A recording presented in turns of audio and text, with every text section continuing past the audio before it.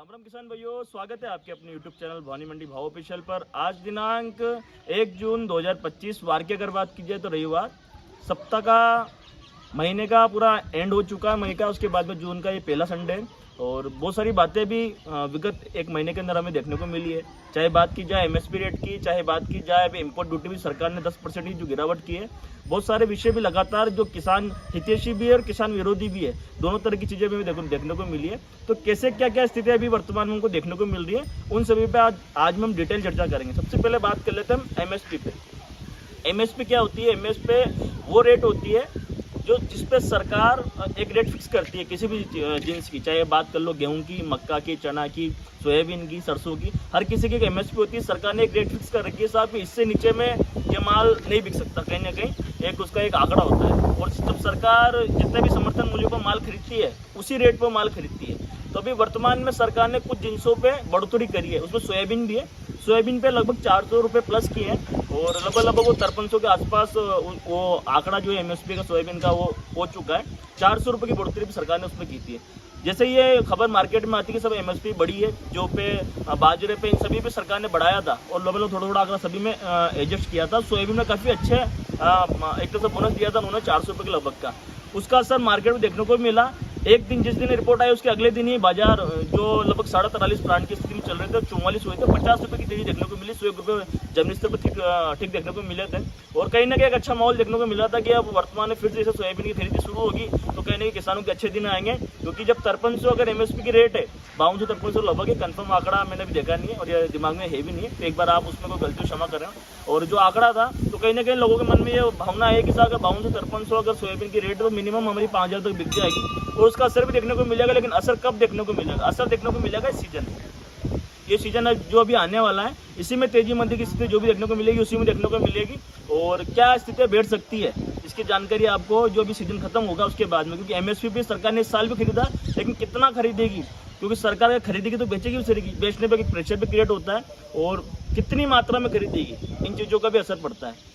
लगता है कि सरकार इस बार जो MSP बढ़ाएगी उसका असर देखने को मिलेगा, लेकिन कब देखने को मिलेगा? जब फसल कट के बाजार में आएगी और सरकार समर्थन मूल्य पर खरीदेगी, उसका कहीं ना कहीं असर देखने को मिलेगा। ये तो बात होगी MSP पे। अब बात करते हैं इम्पोर्ट ड्यूटी पे। इम्पोर्ट ड्यूटी क्या होती है पहले इस पर चर्चा कर लेते हैं। इम्पोर्ट ड्यूटी इस प्रकार का टैक्स होता है, सरकार विदेश से कोई भी चीज़ अगर हमारे देश में आती है तो उस पर एक टैक्स लगाती है जिसका नाम है इम्पोर्ट टैक्स। ये टैक्स क्यों लगाती है? इसलिए लगाती है ताकि विदेश से आने वाला जो माल है अगर वो हमारे देश के माल से अगर सस्ता बिकेगा तो हमारे देश के जो व्यापारी और जितने भी उत्पादनकर्ता कंपनी वाले हैं, जितने भी लोग हैं, वो कहीं ना कहीं कमज़ोर हो जाएंगे। तो विदेश के माल को महंगा करके अपने यहाँ का माल सस्ता रहे, इसलिए इम्पोर्ट ड्यूटी लगाई जाती है। मान के चलिए एक पेन जो हमारे यहाँ 8 रुपये का बन रहा है, विदेश से अगर कोई पेन 5 रुपये में आ रहा है तो उस पर इम्पोर्ट ड्यूटी लगाई जाती है। इम्पोर्ट ड्यूटी लगाने के बाद में वो पेन 10 रुपये का हो जाता है। तो हमारे यहाँ का पेन 8 रुपये का, उनका यहाँ का 10 रुपये का, इम्पोर्ट ड्यूटी लगाने के बाद में। तो उससे कहीं ना कहीं हमारे जो लोकल ग्राहक जो होते हैं वो अपने यहाँ के जो लोकल प्रोडक्ट है उनको पसंद करते हैं, बाहर की जो कम खरीदना पसंद करते हैं। सरकार का जो इम्पोर्ट ड्यूटी लगाने का जो मेन रीजन होता है वो ये होता है कि बाहर के माल को महंगा कर दिया जाए ताकि अपने यहाँ के लोकल प्रोडक्ट को कहीं ना कहीं उनको छूट मिल जाए, उनको प्रोत्साहन मिले और अपने यहाँ की जो लोकल जनता है उन्हीं प्रोडक्ट को खरीदने का काम करे। इस प्रकार से इम्पोर्ट टैक्स की संरचना होती है, ये आपको जानकारी में डाली थी। अभी वर्तमान में सरकार ने 10% इम्पोर्ट ड्यूटी कम की है। किस पे कम की है? जितने भी तेल का आइटम है, सोयाबीन तेल, पाम ऑयल, इन चीज़ों पे, सूरजमुखी तेल, इन सब पे 10% ड्यूटी कम की है। इसका क्या नुकसान और क्या फ़ायदा? नुकसान इसका बहुत गंभीर होने वाला है। गंभीर नुकसान कैसे?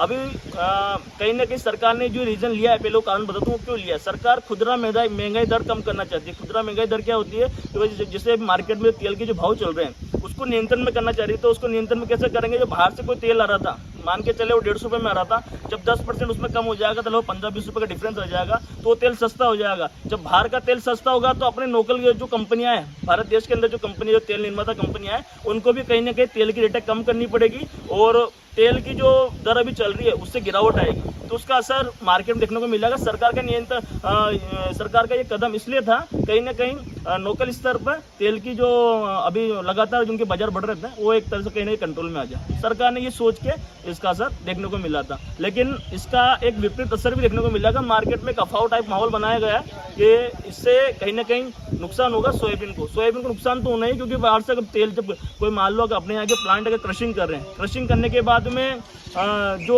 ऑयल वो निकाले प्रोडक्शन कर रहे हैं उसको कहाँ सेल करेंगे, मार्केट में सेल करते हैं। और जब अच्छे भाव में खरीदेंगे तभी अच्छे भाव बेच पाएंगे। जब उनको तेल के भाव कम मिलेंगे, कंपटीशन मिलेंगे बाहर के मार्केट से, तो उनको ऑटोमेटिक अपने यहाँ की सोयाबीन जो मान के चले 44 रुपये में ले रहे थे, अगर जब उनको तेल मान के चले 150 रुपये के आंकड़े में बेच रहे हैं, और अब उनको मजबूरन बाहर से अगर 130 रुपये का आ रहा तो उनको भी लगभग उसी रेंज के आसपास बेचना पड़ेगा माल को। तो 20 रुपये की जो कटौती करेंगे तो इधर जो सोयाबीन खरीदते थे वो प्लांट के जो भाव थे, जिन भावों पे माल खरीदते थे मंडियों के अंदर में, उसमें भी कटौती करेंगे। तो कहीं ना कहीं मान के चले अगर प्लांट के भाव 4400 रुपये थे तो उसमें 100-200 रुपये का गिरावट देखने को मिलेगी। वर्तमान में मंडियों में 100 रुपये की गिरावट देखने को मिल चुकी है और गिरावट आने की संभावना ये मान के चला आप 1 रुपये की गिरावट और हो सकती है। ये जो आंकड़ा अभी हमें देखने को मिल रहा है 4220 रुपये के आसपास का, 41-41.5 के आसपास ये आंकड़ा खड़ा हो जाएगा और स्थितियाँ सोयाबीन पर इस प्रकार की देखने को मिलेगी। तो क्या इसका असर सरसों पे अलसी पड़ेगा? तो नहीं पड़ेगा। केवल सोयाबीन ही इस पर खास करके प्रभावित होने वाली है, एक सूरजमुखी, 2 चीज़ें इस पर खास प्रभावित होने वाली है। इसका कोई असर सरसों पे भी नहीं पड़ने वाला है, इसका कोई असर अलसी पे भी नहीं पड़ने वाला है, क्योंकि अलसी एक ऐसी चीज़ है हमारे यहाँ पे उसको मेडिसिन के रूप में लिया जाता है। घुटनों का दर्द वगैरह या फिर कुछ गिनती जो शौकीन आदमी खाने वाले वही लोग लेते हैं, हर कोई इसको खाने में यूज़ नहीं लेते हैं। तो कहीं ना कहीं इसका जो बड़ा जो असर देखने को मिलेगा केवल सोयाबीन में देखने को मिलेगा। सरसों लगातार अभी ठीक बाजार चल ही रहे हैं, सरसों में कोई खास गिरावट अभी हाल फिलहाल देखने को मिल भी नहीं रही। बात की जाए कि सब सोयाबीन के अच्छे दिन कब आएंगे, तो अभी वर्तमान में आपको विवेचना करी दी है इसके 2 चीज़ें। प्लस पॉइंट क्या सरकार का, इसमें फ़ायदा क्या है, लोकल व्यापारी हो या फिर लोकल जनता का, तो फ़ायदा आपको बता ही दिया कि साहब तेल की रेटें कम होगी, उससे कहीं ना कहीं हमारे घर के जो खर्चे हैं वो थोड़े कम होंगे। लेकिन इससे नुकसान क्या है, तो इसमें कहीं ना कहीं बाजार गिरेंगे, 1-1.5 रुपये का नुकसान होगा, उससे कहीं ना कहीं हमारे किसानों को और हमारे व्यापार भाइयों को नुकसान होगा। अब बात करते हैं सोयाबीन में कब अच्छे दिन आ सकते हैं। सोयाबीन में अच्छे दिन तब आएंगे, सबसे पहले सरकार को 3 बिंदुओं पर बात करनी पड़ेगी और 3 बिंदुओं पर कहने के काम करना पड़ेगा। पहला बिंदु है NCDX, सरकार को सोयाबीन को NCDX में लाना पड़ेगा। अगर NCDX में सरकार लेके आती है तो कहीं ना कहीं उसके बाद में जिस तरह से शेयर मार्केट होता है, कंपनी लिस्ट होती है, BSE NSE जो ट्रेडर्स होते हैं उनके ऊपर जो ये लिस्टेड होती है कंपनी, तो कहीं ना कहीं उस शेयर की प्राइस जो होती है वो जनता के हाथ में चली जाती है। जनता उसमें पैसा लगाती है, अगर अच्छा उसको अगर लोग खरीद रहे हैं तो कहीं ना कहीं उसकी प्राइस अप होती है, और अगर उसको बेच रहे हैं तो प्राइस डाउन होती है। उसी प्रकार की स्थिति सोयाबीन में भी हो सकती है। NCDX एक तरह का डिब्बा होता है, उसमें भी इसी प्रकार की स्थिति होती है, तेजी मध्य होती है, तो उससे कहीं ना कहीं भावों में अंतर देखने को मिलता है। अगर सोयाबीन के अच्छे दिन लाने हैं तो कहीं ना कहीं NCDX में लाना पड़ेगा। पहला तो सरकार ये कर सकती है। दूसरा क्या कर सकती है, दूसरा कर सकती है कि कहीं ना कहीं हमारे जो DOC जो है उस पर कहीं ना कहीं इंसेंटिव ले सकती है। वर्तमान में हमारी DOC की सेल नहीं हो पा रही है। DOC की सेल क्यों नहीं हो पा रही है, पहले समझते हैं DOC क्या है। DOC वो है सोयाबीन का तेल निकालने के बाद उसकी जो खली बचती है, जिसका जो चूरा बचता है, उसको DOC कहा जाता है। मुख्यतः वो मुर्गा पालन में जाया करती थी पहले, मुर्गे जो बहुत सारे पोल्ट्री फार्म हुआ करते थे उनमें वो सेल हुआ करते थे। लेकिन वर्तमान में क्या हुआ कि मक्का से एथेनॉल बनना शुरू हो चुका है, और जब एथेनॉल बनता है उसके बाद में जो डस्ट बचती है उसका प्रयोग कहीं ना कहीं पोल्ट्री फार्म में देने का काम शुरू हो चुका है मक्का का। और मक्का बहुत कम रेंज की है, लगभग 2-2.5 हज़ार रुपये में प्रति कुंटल मिल जाती है, वही सोयाबीन इसकी दुगनी है। तो कहीं ना कहीं इसका जो वेस्टेज है वो मुर्गी फार्म में जाने लग गया और कहीं उससे नुकसान DOC को मिलने लग गया। अगर सरकार इंसेंटिव देती है DOC पे तो उसका कहीं ना कहीं फ़ायदा मिलेगा। ये प्लांट के पास जो DOC बचती है इसको अच्छे रेटों में बेच पाएंगे। DOC की बहुत बुरी स्थिति अभी चल रही है 1 से 1.5 साल के अंदर में। अगर DOC पे इंसेंटिव अगर सरकार देती है तो उससे भी एक अच्छा असर देखने को मिल सकता है सोयाबीन के भाव में।